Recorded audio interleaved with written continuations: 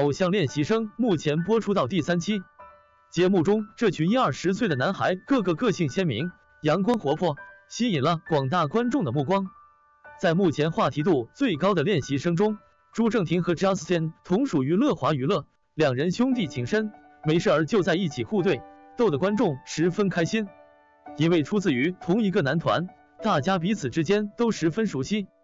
当节目组问起对方的小怪癖的时候，朱正廷立马调侃 Justin 年纪最小，但是呼噜声最大。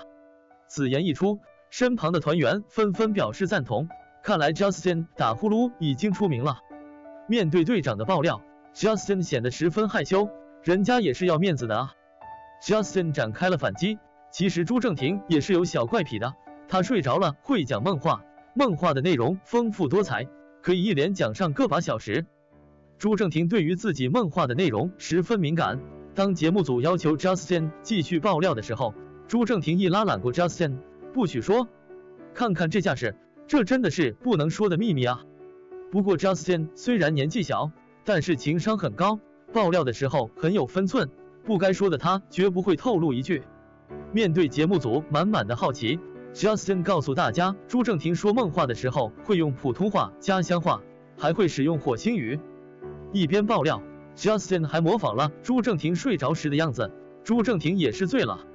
看到 Justin 这毫不留情的爆料，朱正廷也形容了 Justin 打呼噜时的声音，犹如躺在火车轨道的旁边睡觉，声音特别大，不仅仅床在动，整个房子都在震动。